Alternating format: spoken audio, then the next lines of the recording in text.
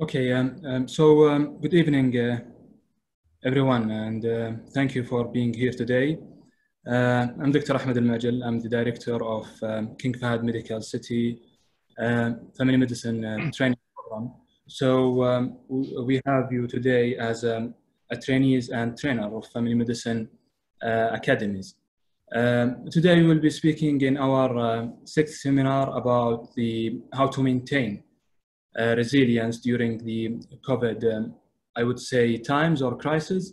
As this pandemic, it's brought actually an enforced changes in our lifestyle for most of us, if not all.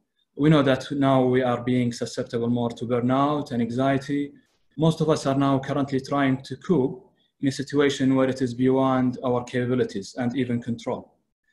Whether as a healthcare worker, healthcare providers, we are probably working longer hours or having a higher unusual risks, or even as a parents who are looking for their kids and families. Not to mention, of course, the anxiety related to our trainees about their training, their promotions, etc.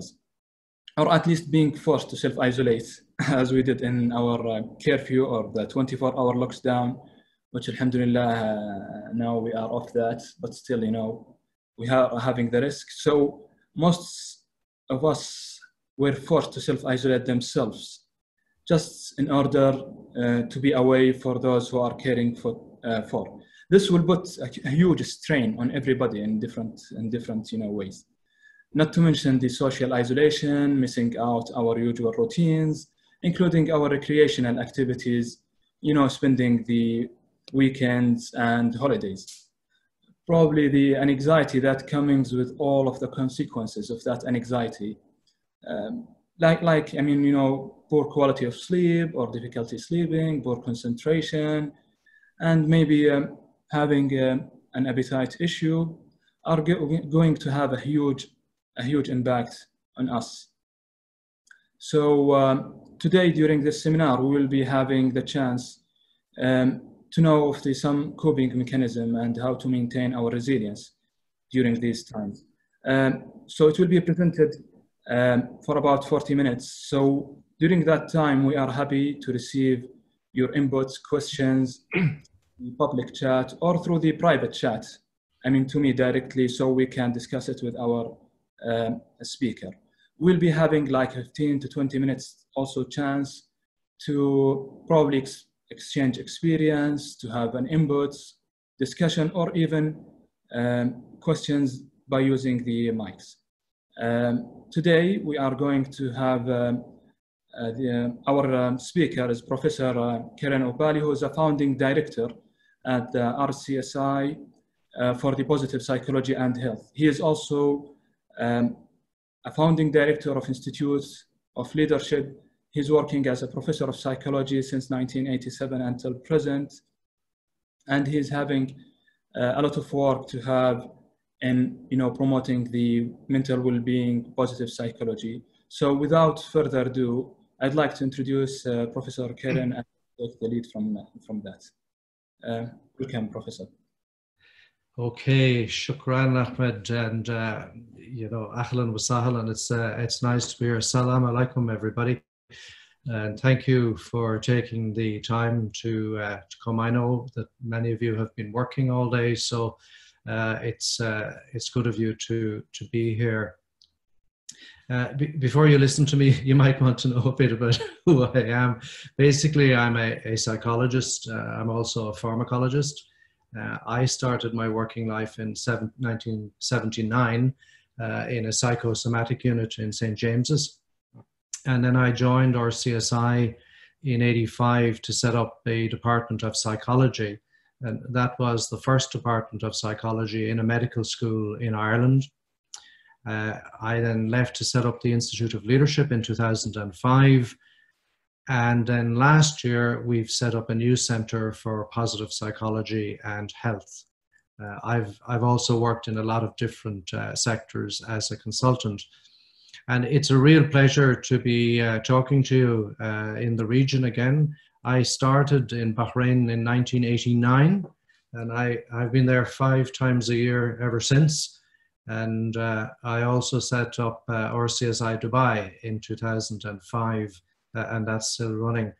So inshallah, I hope a lot of what I say will resonate with you and will fit with the culture. So what we want to talk about really in this seminar is the need for your own self-care.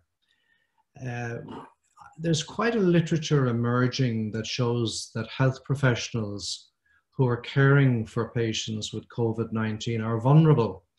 Now, vulnerable not only to the risk of infection, but also vulnerable to a variety of stressors that can result in mental health problems. And Dr. Ahmed alluded to some of them. And I think it's fair to say that the types of stressors depend on you, the type of person you are. It depends on your circumstances, your work situation. And we're also finding that the kinds of stressors change with the different stages of the pandemic. And again, as family practitioners, as trainers, and also as trainees, you're very well aware of this. I recognize that you know a great deal about this already. And I think it's important to say that, you know, there are certain, when we talk about this whole area of psychology, there are certain caveats that I would put in there. The first is that these are not normal times. You know, there are different kinds of times.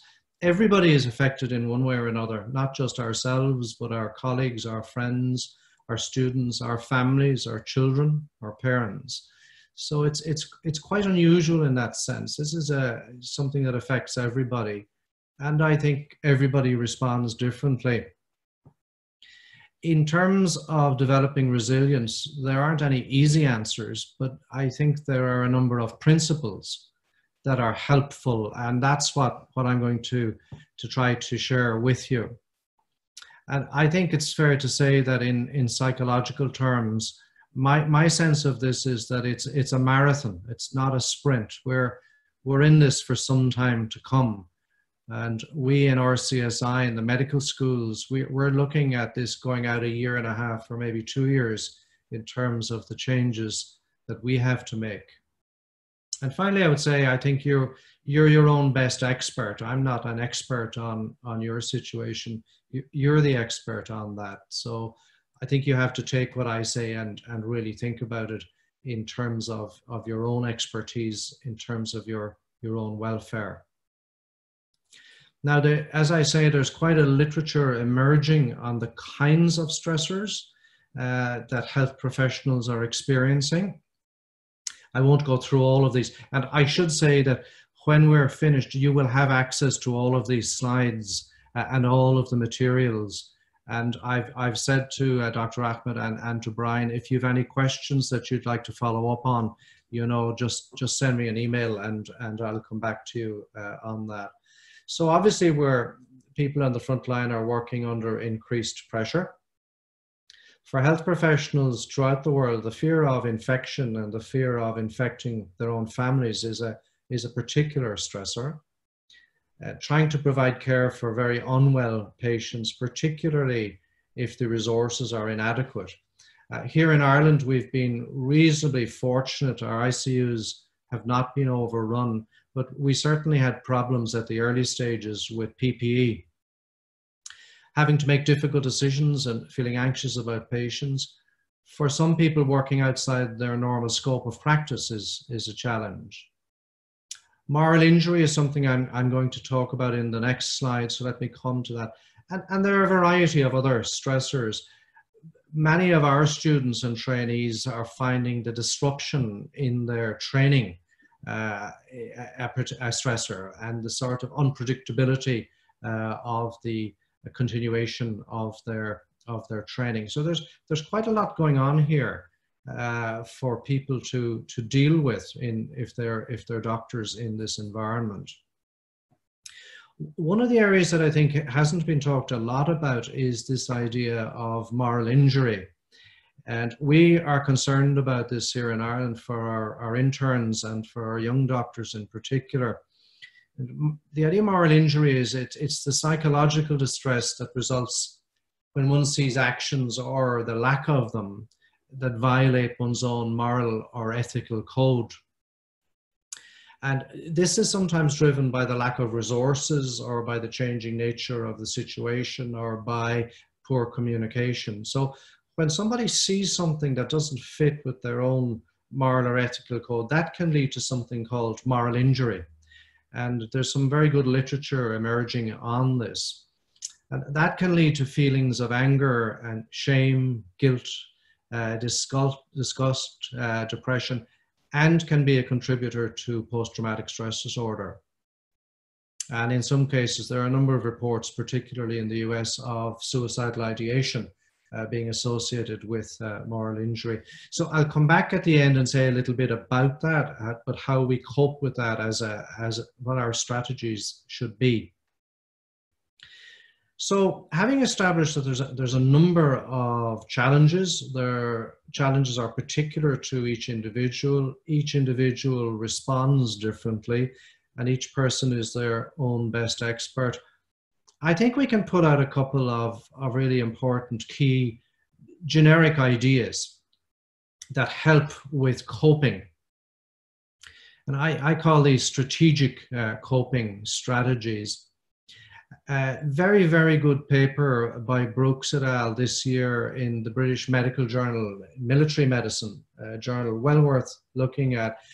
Basically, the way the military train for this in terms of helping people to cope with traumatic situations or difficult situations is that if pre-outbreak training allows you to perform effectively, you cope much better. So the quality of training is essential in terms of coping with trauma at the time, but also in terms of reducing the risk of post-traumatic stress. The second generic factor, and as family practitioners, I know you're well aware of this, is that resilience is particularly enhanced by very strong social support from families, from loved ones, from colleagues, from managers. And then the third area, which is a bit more subtle, is that your mindset, the way you think about things, if you adopt a proactive mindset, that has been shown to significantly reduce stress and reduce the risk of post-traumatic stress. And I'm going to say a lot about mindset, but essentially here we're talking about a type of mindset that looks at taking charge of the situation, engaging in proactive behaviors rather than just reacting, accepting the situation, and allowing yourself to face traumatic thoughts. There is a good literature to show that this increases resilience, a proactive approach to dealing with the stressors. Now, there's a huge and really valuable and important literature has emerged in the last 10 to 15 years on mindset and what mindsets are. And I just want to explain that a little bit, and then we'll see if there are any quick questions we can take there, and I'll go on to talk about how mindset actually works. So what is a mindset? Well, the best way of thinking about a mindset is that it's like a lens, a set of lenses through which we simplify the enormous amounts of information that we take in every day about the world and about ourselves. It's really, your mindset is your way of thinking about things, thinking about the world and thinking about yourself. And I like to think of mindsets that are thinking in those situations. It's a bit like a river flowing through, in this case, a wadi. The banks of the river determine the shape of the water. And a mindset is like that. The mindset is like the banks that determine the shape of our thinking. And we're often not aware of the extent to which the mindset is shaping our thinking about things. So Carol Dweck, who's a very famous educator and psychologist, visited the RCSI last year. She wrote this book called Mindset, and for any of you who are interested in this, I really highly recommend you read her book on mindset. Any of you who have children, Any of you who have teenagers, this is really interesting, the work on mindsets in children. And basically, she distinguishes between two types of mindset, a fixed mindset and a growth mindset. A fixed mindset is where you think things are pretty much fixed, where you think your ability is everything, where you think when you fail at something that's a disaster. That's a kind of a fixed mindset. A growth mindset really is a different way of engaging with a challenge. So people with a growth mindset, when they're presented with a challenge, they don't see the problem and start thinking that they can't cope or that they're a failure. Someone with a growth mindset will start thinking, okay, there's a challenge here. I need to engage with this. I need to learn here. I need to see how this has been done before. It's a different approach to a problem. And there's a great deal of research both in adults and children to show that people who adopt a growth mindset put in the extra time and effort to understand if they fail, why they failed. They rebound more quickly from setbacks, and they believe their successes and failures aren't just tied to their talent or their ability, but also tied to their effort. So this is really, really important in terms of the psychology of resilience. So if you shift or want to shift to adopting increasingly a growth mindset, well, how does that work? Well, there are a few things. One is that we embrace challenges. We take challenges on. When we come up against a setback, we persist. We see the effort as part of the journey. We're capable of learning from criticism. We can find lessons and inspiration in other people's resilience, in how other people are dealing resiliently with a situation. And there's something else really important in healthcare, and particularly in medicine and nursing, and that is, we know from research that health professionals who can tap into, to think about their calling, the reasons they did medicine, their reasons for wanting to help others, their vocation, if we want to call it that. Being aware of that and reflecting on that is a very strong antidote to burnout. And I'll say more about that in a few moments. So before I go on to talk about this in the context of rethinking stress, Brian, Ahmed, is there anything you want me to pick up on at this stage in terms of comment or input? Not yet, Ciaran. I don't think there's any questions coming through yet, but we will make sure to relay them when they are, okay? Lovely, okay. Thank you very much. Thank you, Brian. Okay, so what I want to do now is I want to take that idea of mindset and see, is there a way that we can use that to think differently about stress? Now, when I was a young psychologist in training, we were told that the best thing you can do with stress is avoid it or attenuate it or to deal with the symptoms of stress. There's a lovely course that's been developed in Stanford University based on some very solid research by a number of psychologists there. And this is an approach that looks to rethinking stress and to changing our mindsets about stress. And there's really 3 phases. I've given you the link there. If you go online to the course, it's well put together. The evidence base is solid and it's free. Stanford makes that available free. So the 3 stages are, and there's a lot of material for each stage. The first is acknowledging that we're stressed.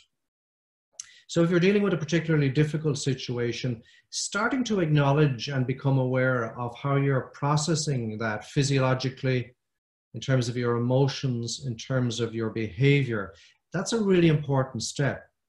Because what that seems to do is to shift your processing in the situation from limbic or emotional processing to prefrontal cortex processing. We're starting to use information processing, not just emotional processing. So that's the first step, awareness of when we are stressed. The second step in changing mindset here is to try to identify the meaning of and the reason that we're particularly stressed in a given situation. Am I feeling stressed here because I don't want to lose face? because I'm afraid that I'll be shown up not to know everything, because I'll be afraid that I'll be shown up to be weak. What's the deep reason why I'm feeling stress in a particular situation? And then the third part of this, which is really interesting, is to take the energy associated with stress, the psychological, the physical energy, and turn that to use the stress to move towards your goals. Now, there's been some very nice research done with this, teaching people this reinterpretation approach to stress, and it is shown to be very effective in increasing their productivity, decreasing their sense of emotional challenge, and so on. So you can see here we're taking traditional approaches to stress and changing the mindset that goes with dealing with that. And again, as I say, we don't have time to go into it in detail here, but I would recommend that program. I think it's a really well put together program. Ciaran, we just had a question there. Yeah, please. Yeah. We had one about changing mindset, and is there a way? And you've just covered it. But do you see people change their mindset a lot? Like when they engage in this process, are they commonly transitioning from one to the other? And there's a lot of research evidence on this in children and in adults. The beauty about this is that we're capable of shifting from a fixed mindset to a growth mindset. Dweck in our book gives you some really, really interesting, useful techniques for doing that. And there's a great deal of research to show that people can successfully shift from a fixed to a growth mindset. And really important, small children can as well. Children as young as 4 and 5 years of age can be taught to shift from a fixed to a growth mindset. It's extremely valuable in helping children to cope with stress, particularly school stress, children and adolescents. One of the most important pieces of research really in the last, I would say in the last 20 years in the psychology of stress and growth. Okay, thanks for that, Brian. Is that okay? Perfect, yeah, thank you. Yeah, thank you. Okay, so very important report published last year, late last year, by the National Academy of Medicine in the United States. It's called Taking Action Against Clinician Burnout, a Systems Approach to Professional Wellbeing. And what this report is basically saying is that a great deal of well-being among clinicians and other health professionals is due to the structure of the system, the nature of the organization, the quality of the leadership, the quality of its management. And we have traditionally, in terms of stress management, looked to have individuals learn to cope with work-related stress, rather than asking organizations to create better organizations. So this isn't a matter of one or the other, either the organization or the individual. It's a matter of both. And it is really important, and again, there's a lot of research on this. There are many things that our healthcare organizations can do to decrease the stress that's put on healthcare professionals working in those organizations. Now, having said that, there's something particularly important that individual doctors and nurses and health professionals can do. And that is, again, if I'm coming back to this idea of meaning, that meaning and purpose in life are synergistic. So our purpose gives us our meaning. And we know, again, from a lot of good research that this is very important in terms of our happiness and our well-being. Physicians who feel a strong sense of calling, a strong vocation that is strongly associated with meaning. In other words, you get meaning from your life by being of service to others, of clinical service, of helping sick people. That's strongly inversely associated with burnout. So the more you have that sense of meaning in your vocation, the less likely burnout is to occur. So finding meaning in work projects protects physicians and nurses from burnout. And I've given you the references there, and it's a really important piece of research. I'm going to come back at the end to talk about that again when we talk about compassion and how compassion works. Now, in terms of something really, really practical that you can do, I've done it. We get everybody on our programs to do it. Everybody we talk to about this goes away and does it. Most important thing that you can actually do in terms of building your resilience is not to focus so much on your weaknesses or your vulnerabilities, but to focus on your strengths. Now, how do you do that? Well, the best way to do it is to go to this website. It's called viacharacter.org. It's a philanthropic organization based in Cincinnati. They have a huge research base. They give this away free. Their mission is to help people to live more meaningful and happier lives. And they've spent about 20 years identifying human strengths. Now, they have done this in all cultures. They have done it in all parts of the world. They have looked at all of the major religions. They have looked at a whole variety of philosophies, and they have identified 24 human strengths. And they have blocked these strengths into these 7 virtues: wisdom, courage, humanity, justice, temperance, and transcendence. Now, we have used this over the years in the Middle East, in Bahrain, in Dubai, in Qatar, and it works very well in Middle Eastern culture. So this is not culturally specific. So you can log on to the website. Let me just move on and I'll come back to that. This is what the website looks like. It's via character. Over 11 million people have identified their strengths already using this system. You take a questionnaire, that's 220 questions, and you get back a report on your 24 strengths in rank order, from your top strength to your lowest strength. Now, let me just go back a slide there. You will find when you do this that about 4 or 5 of those strengths represent what you feel is the real you. You feel excited about using these strengths. These are strengths that you know are part of your makeup. When you use your top strengths, you're good at them very quickly. You believe that a core strength is one of your core attributes. It's very much part of who you are. You learn very quickly when that strength is being used, and you want to find new ways of using it.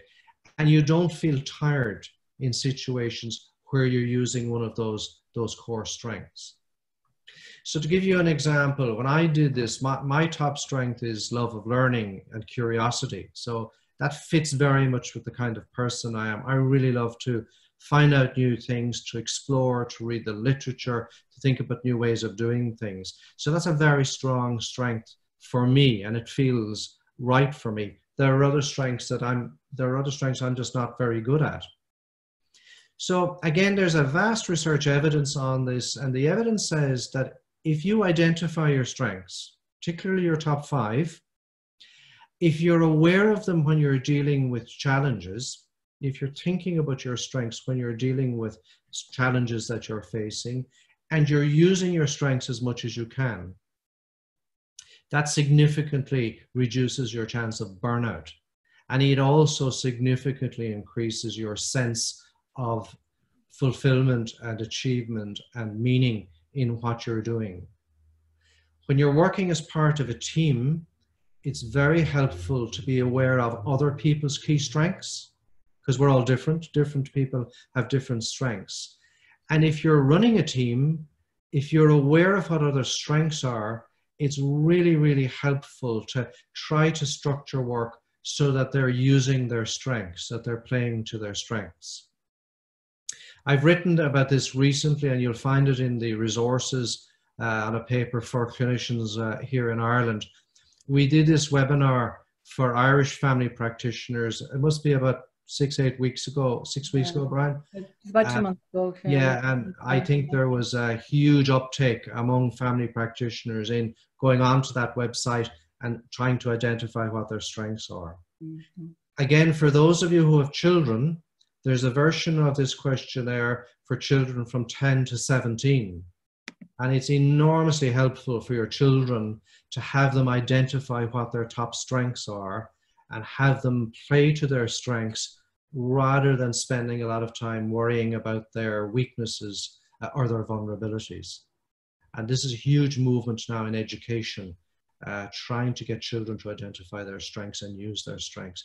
So this is really important. It's well researched, it's copper bottomed in terms of the data and the evidence, and it's something I really, really recommend. I do it, all my team do it, everybody we talk to, we have them do it, and it makes a difference.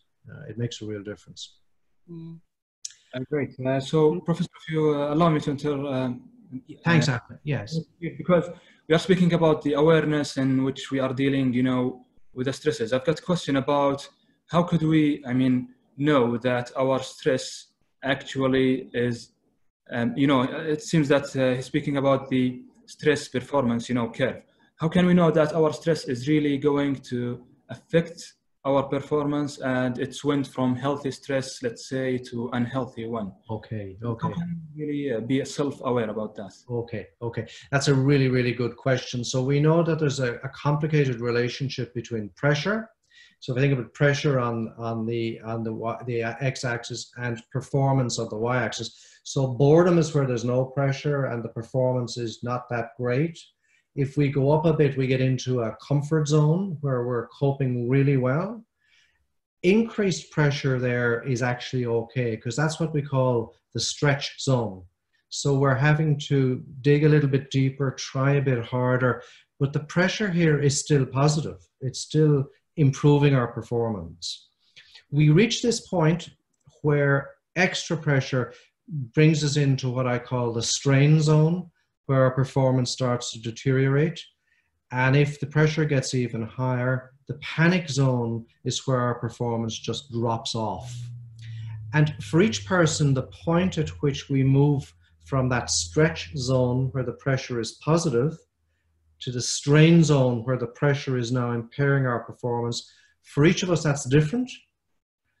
And it's different for us at different times. So some days you can take on anything, and some days something that seems trivial will knock you into that strain zone. So you will know it through increasing error. You're making more mistakes. You're missing information that you normally would see. You're taking longer to make decisions that should be easy decisions to make. You may be feeling a lot more tired and a lot more angry and frustrated, and that's not like you. You're shifting into working in this strain area. And the other piece of evidence you can get is from other people around you giving you feedback. So good teams can give each other feedback, can monitor and say your behavior has shifted, you're under strain here, and let's see, can you move back a bit into this stretch or comfort area. So we all move up and down these areas all the time. It's not good to be spending all your time in that strain or panic area. So they're the indicators. And the final thing I would say about that, there's lovely research now coming out in positive psychology, which shows that positive emotions, experiencing positive emotions like happiness and well-being and joy and love and gratitude, change our physiology in such a way that our range of information processing broadens, we make better decisions, and our productivity increases. Work of Barbara Friedrichsen, University of North Carolina, a lot of research to show that by inducing positive emotions, our capacity to perform goes right up. Really, really solid, again, research. Is that okay, Ahmed? Great. Okay, thank you, shukran. Okay, so before I come on, I'm going to say a little bit about leadership. I just want to talk about post-traumatic stress disorder. And again, as clinicians, you're very familiar with that concept of post-traumatic stress disorder. I don't know whether you've heard the term post-traumatic growth. This is a term that has emerged really in the last 10 years or so, largely from research by a number of people. The best known would be Tedeschi. And the research has reached a stage now where there's a handbook for post-traumatic growth. And the idea here is not everybody who goes through a traumatic situation experiences post-traumatic stress. It's quite variable. Some people, when they cope with trauma over a period of time, actually find that their lives are more meaningful if they've been able to make a contribution to helping others during that traumatic or challenging time, that creates for them a sense of meaning. For some people, their sense of their relationships with family and with others that they love improves. So for quite a high number of people, traumatic situations and traumatic stress actually results in something that's now called post-traumatic growth, not post-traumatic stress. So the kind of steps here are trying to understand one's own response to traumatic situations, working with others to reduce anxiety about dealing with trauma, constructive self-disclosure, and that means talking to others about how you're feeling. And I think Schwartz rounds, I'm not sure if Schwartz rounds are being used yet in the kingdom. I've given you a reference on that later, using Schwartz rounds. Creating a narrative, being able to tell a story to yourself and others about how you're feeling, what you're experiencing, and what it means to you. And then keying in again into your life principles, the principles by which you're living your life. And again, I think in the culture, that's something that works within the culture in the region. And I think that's really, really helpful. It is not inevitable that people who are dealing with traumatic situations will experience subsequently post-traumatic stress disorder. I think it's useful. It's very useful to know that. I want to come back around and just briefly speak about moral injury, because I raised this. And again, this is the injury caused when somebody sees something that they don't feel happy with ethically, that it goes against their own beliefs or their own values. And, you know, in a lot of parts of the world, I know that in some countries where they're overwhelmed by COVID and by the pressures on resources, difficult decisions are being made about treatment and the allocation of treatment. A lot of research here again, and the evidence is that frank discussion about decision making is very important here, why particular decisions are being made. Strong support by supervisors and strong team support is important. We see something called team huddles, where difficult decisions are being made. The team gets together and helps make the decision, rather than one person making the decision and telling the team.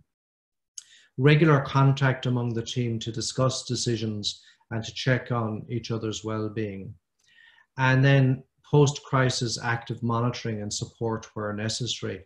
And probably the best way of doing this, and we have them now here in Ireland, are the Schwartz rounds. And there's a lot of literature on that, and I've given you a lot of resources on where to find out about it. It may well be that Schwartz rounds are now available in the centres and in the hospitals in the kingdom, but if not, I think it's something certainly that's worth looking into.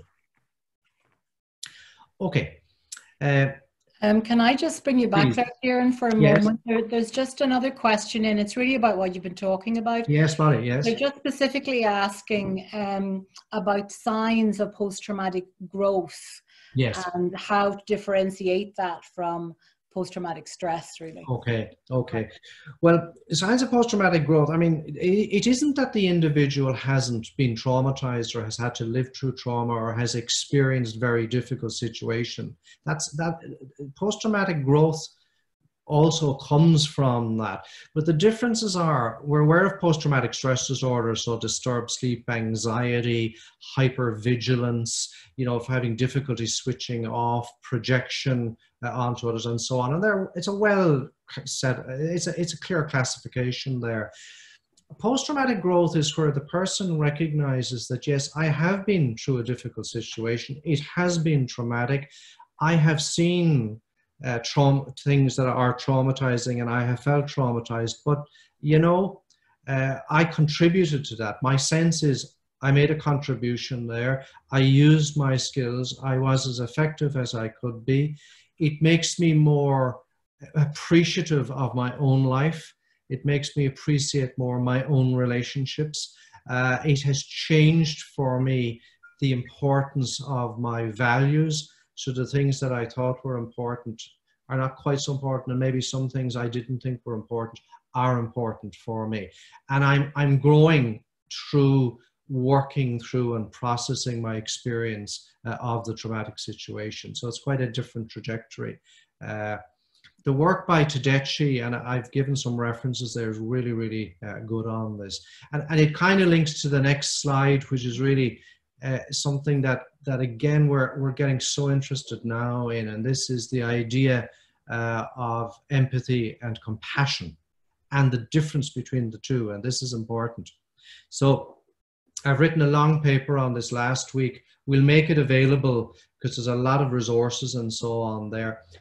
We are taught in health, the health professions are basically taught to empathize with somebody's suffering, but not to do it to too great an extent. You've got to keep a certain professional distance there, and that's fine.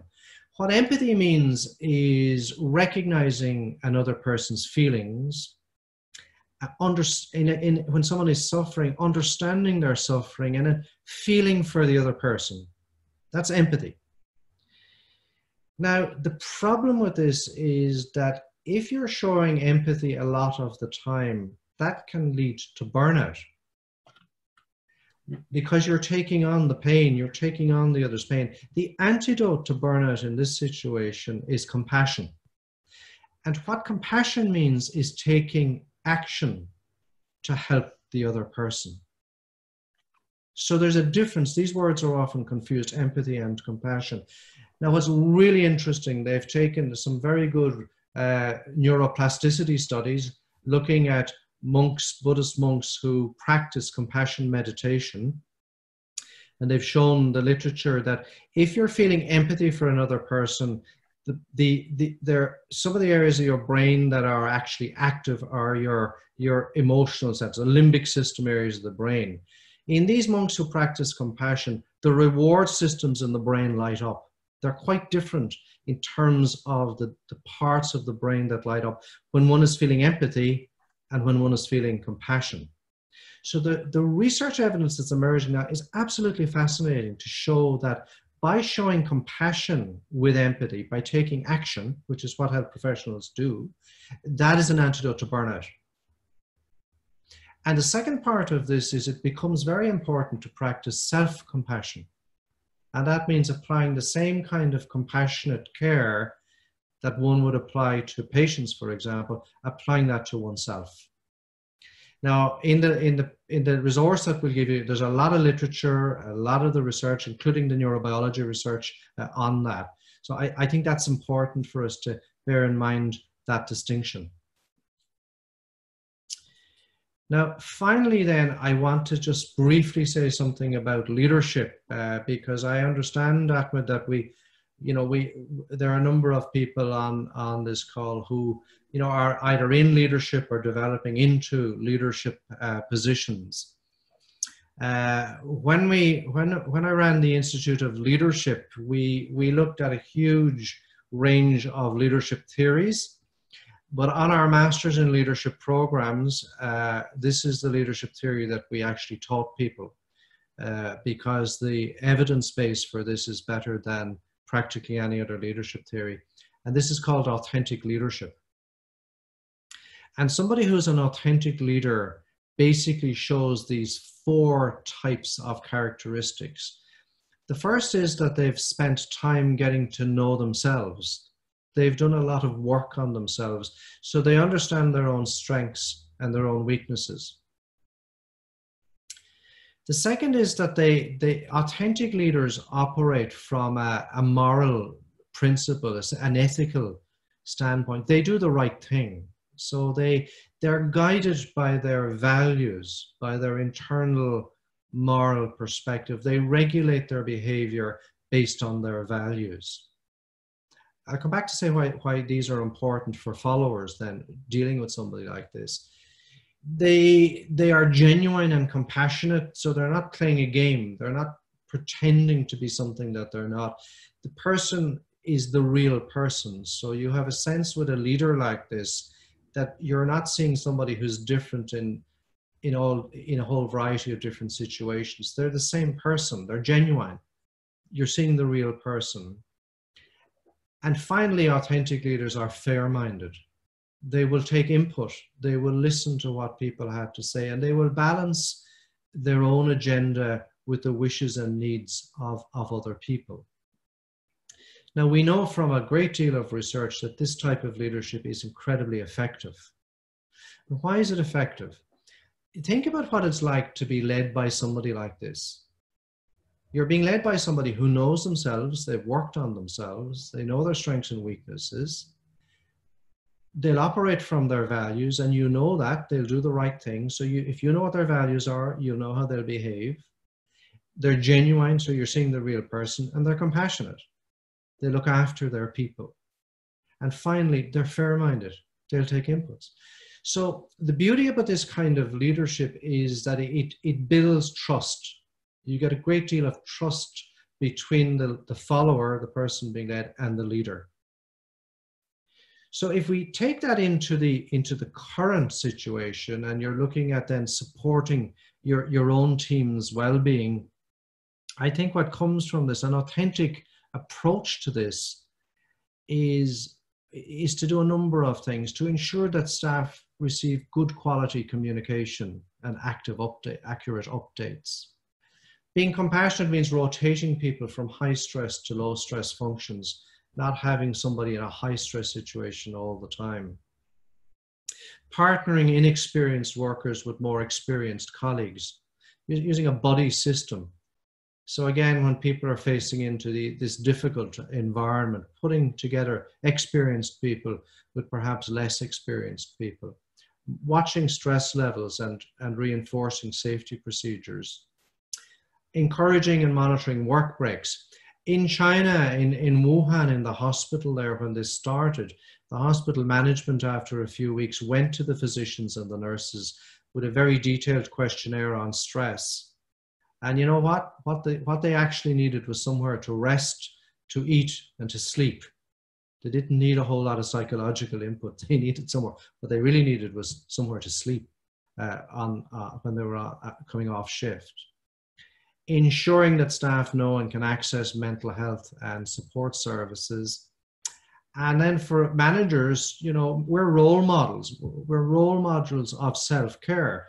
So I think it's becoming ethically important that people in leadership roles look after themselves, look after their own health, because more junior people will model their behavior on what more senior people do. So once again, when we take this into leadership, I think authentic leadership is the kind of leadership that we need, not just for this COVID crisis, but for healthcare as we go along into the future. I'm just coming to the end here. Is there anything you want me to pick up? We will have time for questions, but if there was anything you wanted me to stop on just now? Yeah, Ciaran, as we are speaking about the leadership, Yes. I'm having one question here from the participant.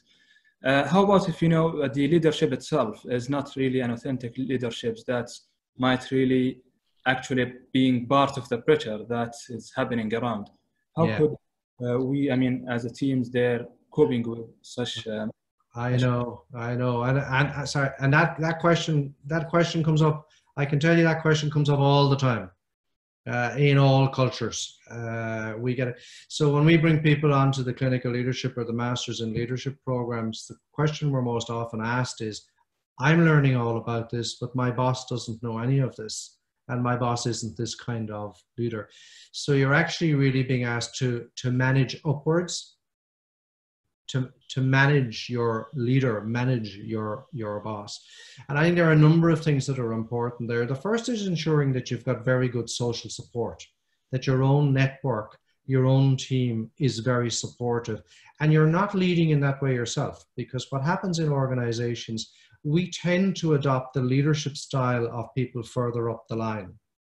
So you've got to look at questions about your own leadership style. Is that the same or is that different?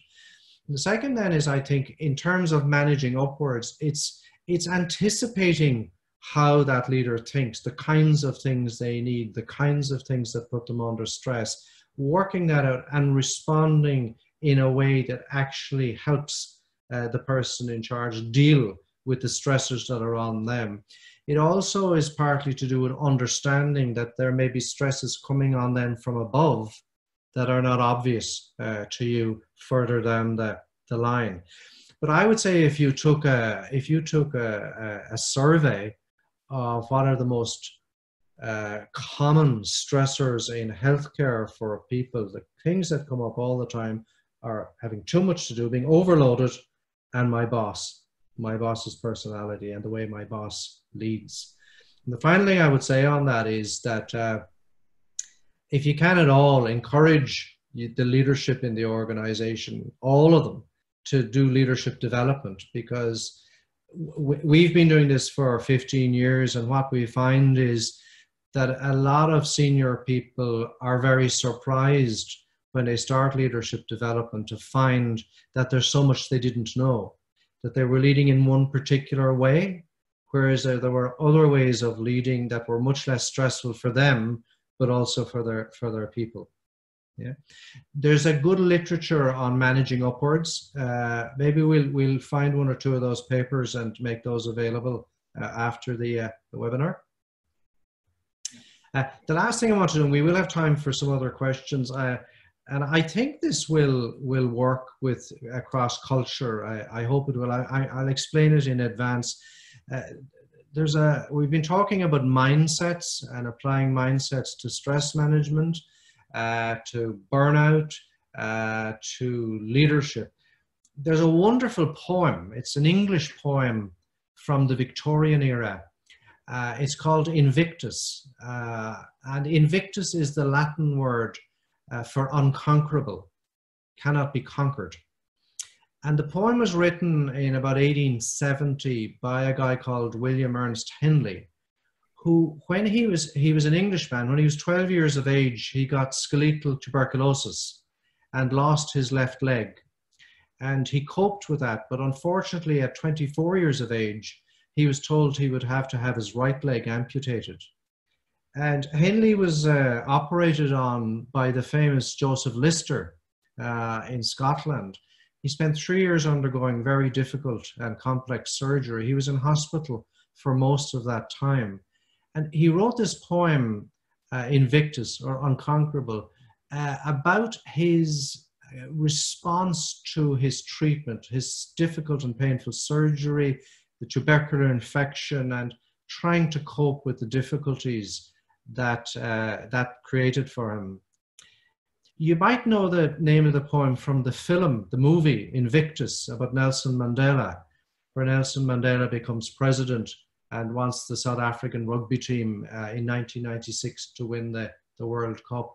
When Mandela went to Robben Island prison for 27 years, this was his favorite poem, and he read this poem to his fellow inmates in Robben Island prison. And I think it's wonderful. For me, it captures the key idea of what a mindset, a resilient mindset is. And I'm just going to read it through for you. It's written in Victorian language, but I think it's okay. In the last verse, there's a line that says, "It matters not how straight the gate." Straight in this context means narrow. It matters not how narrow the gate. So what I'll do, if you'll allow me, I'll read it and you can tell me if it makes any sense or not to you. So this is the poem Invictus, and it starts, it says, "Out of the night that covers me, black as the pit from pole to pole, I thank whatever gods may be for my unconquerable soul. In the fell clutch of circumstance," means no matter how bad things get, "I have not winced nor cried aloud. Under the bludgeonings of chance, my head is bloody but unbowed. Under the pressures of chance, my head is bloody but unbound. Beyond this place of wrath and tears, beyond this place of anger and tears are crying, looms but the horror of the shade." That means death. So beyond this place of anger and tears looms death. "And yet the menace of the years finds and shall find me unafraid." I'm not afraid of that. "It matters not how straight the gate. It matters not how narrow the gate. How charged with punishments the scroll. How many difficulties I have to go through. I am the master of my fate. I am the captain of my soul." Yeah, I think it's describing the mindset of yeah. the There's a lot of Victorian language in there, but I think the idea is there that no matter, you know, mindset is really about, it's not what happens to us, it's how we interpret what happens to us and then how we engage with coping what happens to us. That's the real key to mindset. And that's the most important thing now in terms of resilience. Do you think, Professor, that just in quote unquote, that mindset or the way of dealing with the things is I mean, can be, I mean, transmitted to the people who are surrounding me? I mean, let's say in my small, you know, health team, worker, I mean, just the positive mindset with my colleagues. Absolutely, absolutely. Yeah. So let me give you an example of that. It can be a big issue in medical school, you know, because when people go to medical school in most countries, usually there are people who have done very well academically in high school, and they're very used to succeeding, and they're used to succeeding based on talent. For many of them, they reckon it's their abilities that get them there. Then they get into university and medical school and so on, and they find that the standard is higher, and there's lots of people there who may be better than them, some worse. So sometimes people with a fixed mindset in those situations can find that they're not doing very well because they expect it to be easy because they're so talented. And they don't take into account the amount of work that has to go into study and exams and effort and so on. So what Carol Dweck would say, you'll often see somebody with a talent, say in athletics or something, but they never excel because they never put in the work needed in combination with the talent to excel. People with a growth mindset, that's what they do. They say, okay, I might have some talent, but I've got to work at this. I've got to make the effort. And if I make a mistake, that doesn't mean I'm a write-off or I'm a washout or I'm a failure. That means I learn from that and I grow. And the next time I'm in that situation, I'll do it differently. So I think to answer your question, Ahmed, sharing some of these ideas about mindset with a team, working on that, looking at where we get into fixed mindset, where we complain, say, about a situation rather than trying to fix it, for example. We know that from research in positive psychology, if you can identify the people in the organization and in the team who bring positive energy, they are very useful people. They're very important. There are plenty of people who bring negative energy, who bring the team down, right? If you can identify the people who bring positive energy, if you start each meeting, for example, with the positives, what's gone well, not immediately into what's gone badly, and finish each meeting with the positives, you could start to change the dynamic of the culture.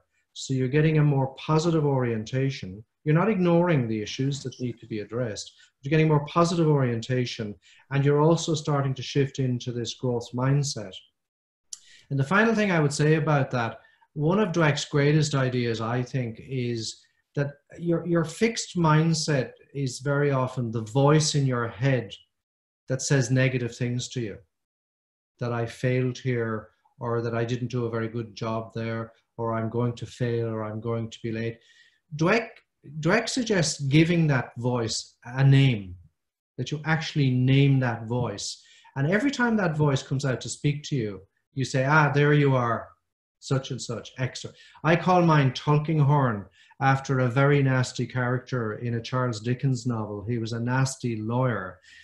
So when my fixed mindset voice is coming out to talk to me in my head, I say to, Tulkinghorn, there you are again. Once you start to recognize the voice, you start to see where you're starting to move into fixed mindset. You pull out and you shift back into a different way of thinking. And it works. It's extraordinary. It really works. We're teaching all of our medical students now in the medical schools, all of our medical schools, Bahrain, Dublin, Penang, and Perdana, about mindset. Yeah, that's great. Yeah. Any question from our distinguished participants, guests? You are most welcomed even to share your experience by raising the hand and using the mic, if any. Ciaran, can I just say, I mean, we have most of the group here today, I think, are residents. So they've been through quite a lot. They've all been working, you know, over the last few months, as all our own trainees at home have been, in very difficult situations. And they've been pulled out of training for a while in order to help with the all of our healthcare systems have faced. And I suppose just sort of on a personal level for them, if you like, what kind of advice would you give them now that hopefully things are coming a bit under control and that they're maybe hopefully getting back towards normal, back into training, to just get their heads back into a space for moving forward, I suppose? Yeah, thanks very much, Molly. And that's a really good question. I think there are a number of things. I think one of the things that can actually happen is in the acute phases of this, people are very busy and it's all hands on deck. And sometimes when that pressure comes off a little bit, you get to reflect on what those experiences were, and that can be a bit difficult. There's a couple of things. I think monitoring oneself for signs of, you know, anxiety or depression is important. In our culture, substance abuse is quite a risk. I think that's less a risk in the kingdom, but for some people it may still be. So I think there'll be a group of people for whom emerging from that difficult period will be quite difficult. They'll have missed a lot in family, missed a lot with children, missed a lot with parents, missed a lot of family time, may well have experienced, seen difficult decisions and traumatic decisions, and maybe at the risk of what we talked about there, moral injury. So self-monitoring, I think, is very important. I think if people feel they're in that situation at that more extreme end, really need to go and talk to somebody. I don't expect that will be the majority of people. For the rest, I think focusing on some of the ideas around post-traumatic growth, I think is helpful. So how do you process? What kinds of things stand out? Discussing with other members of the team, discussing with colleagues, I think is very important. And then I think as people move on then to the next phase of their careers or the next phase of their training, making meaning out of those experiences and carrying that meaning into the next stages of professional development is helpful, because I think that gives meaning to the experience, that the clinical experience gained during that period actually is extremely valuable for the next phases of training and practice. They'd be the big things that I would point to. Thanks, Ciaran. Yeah. Thanks. Thank you. I'm having a raising hand from Dr. Ahmed Andijani. So, welcome, Ahmed. Ryan, could you just unmute? Hi, good evening. Hi, good evening. Yeah. Thank you very much for such a wonderful presentation. I'm sure that most of us agree that this is a really unique presentation out of the things that we're used to as a resident. I don't actually know how to start. I think I'm gonna just start by introducing myself. I am resident R4. I'm also the chief resident, been chief resident since R1. I've been through this crisis, which seems to be, as I elaborated, and I don't take this lightly, it was one of the worst days in the beginning in my life. Most of the residents, I think they feel the same. I always say that the problems should be looked at it as subjectively, to see the impact on the individual, but not seeing the problem itself. And we should be non-judgmental when discussing such things. So I would believe that most of the residents felt the same way. My experience was being the supervisor in one of the quarantine. Been sleeping there like for 24 hours for almost 2 months. It's funny because I realized once I reached the R4, I'm not going to do any on-calls. But that was the longest on-calls since my medical career. I'm just going to share 2 things. I really like reading a lot about the mindset and how to deal with the difficult situation and how to set up your values and principles. and reading about the life crisis, existentialism. But the two things that struck me really hard, that moment when I've seen the people starting to listen to me and to feel that you bear responsibility and that you're responsible of any decision that you're going to take. I'm guessing that was the hardest part. I don't know how I passed that. I agree with you, having a really good social connections, my friends, I owe them so much. I also, it might sound hypocritical saying this now, but I really owe a lot to Dr. Ahmed Al-Majid. He's been there with me all the time. That helped a lot, honestly, supporting wife as well and supporting family. Focusing on doing what you think is right. But again, you will go question yourself, what if the thing that you think about is not right, it's wrong, and you're still doing it? Because we could discuss that the right thing is debatable and relative as well. That was difficult, but I passed. The thing that was so difficult, I was surprised by it, I was cursing every day that I want to go back home. Once that happened, I was disappointed. I feel like I don't want to go home anymore. This is my new place.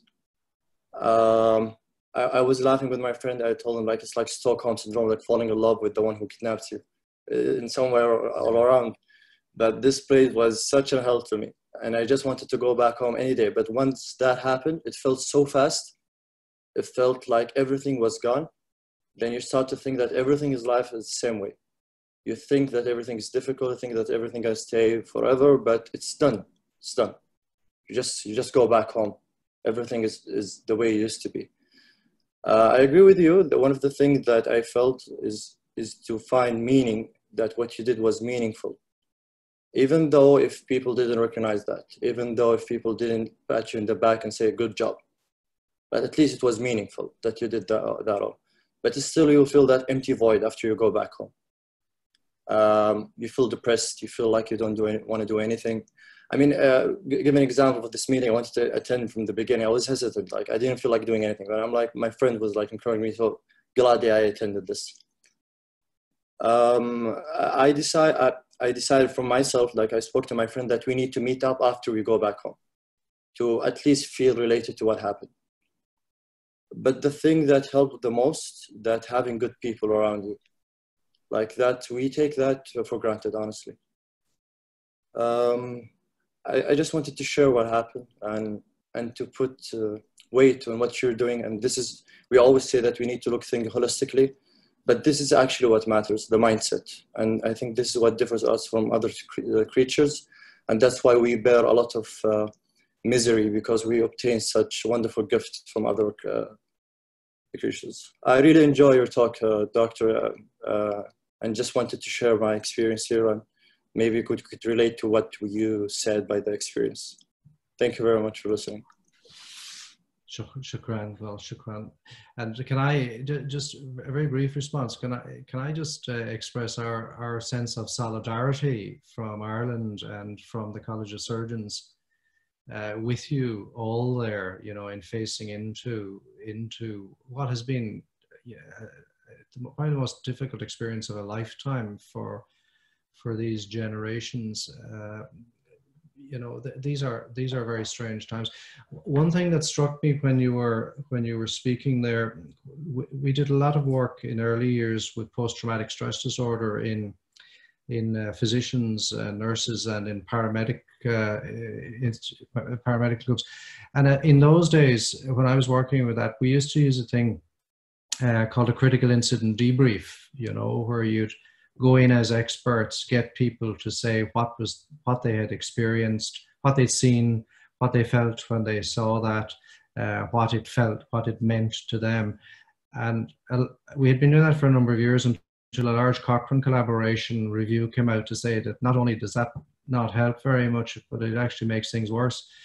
And what the research evidence says is it's much better for colleagues to talk to colleagues about that and to talk to others who have been through similar situations, to use the infrastructure, the support that exists within the team or within the organization. So I think in terms of the adaptation, and there'll be a period of adaptation coming back to normality or whatever normality is going to be coming through that, the kind of conversations that people can have with each other who have been through the same situation is incredibly important, and no expert from outside, I think, can match that. Yeah, sure. Thank you, Ahmed, for sharing that experience. I mean, I'm biased speaking about Ahmed. He's the chief resident in our training program, so I'll just leave that. Okay, yeah. So if we haven't any input, questions or participation, we have Prof here, a couple of appreciation. I mean, from some of people, Dr. Zainab, Dr. Azzuddin, Dr. Hanan, they are really appreciating the time and the effort. Thanking you from Dr. Abtihal about this such presentations. It's really much needed, nowadays. I would like to just assure all that we are going to share all of the content, the resources with you right after the seminar. So any inputs from you, Professor Molly, Brian? Can I just say, Ahmed, thank you very much for hosting and for running this meeting today, and much to Ciaran. I heard this talk or a similar one with the ICGP about 2 months ago, and it really does bear repeating. It's something that I could, every time I hear Ciaran speak, I learn something new, and I really just want to thank Dr. Ahmed very much for sharing his experience with us, because I feel that it is quite most likely reflective of many of the people who are here today. And as Ciaran says, I think the support that you can give to another is something that will help you get through this, So that's all I have to say, apart from reminding everyone that we do have a masterclass tomorrow as well. So don't forget to register if you aren't already registered, and we will see you there tomorrow afternoon, hopefully. I don't know if Ciaran, if you want to add anything, or if Brian had anything he wants to add. Just for me to say thank you to Brian and Ahmed. It's been a pleasure meeting you both. A pleasure to make your acquaintance, Ahmed. I spent a lot of my life going back and forth to the region, and it's a great pleasure for me, and indeed an honor to be able to talk to colleagues in the region. I wish you all well. If anybody wants to email me with any particular questions, please feel free to do so. And if there are other resources that we can put together for you, we'd be very happy to do that. I want to also thank the ICGP for the invitation, and IHEED and Brian for facilitating. So it's been an honor. Thank you very much. Thank you very much. Okay, thanks everyone. Bye. See you soon. Yeah, thanks, Ciaran. God bless. Thanks, Ciaran. Thanks, Ahmed. Thanks, Brian. Ma salama.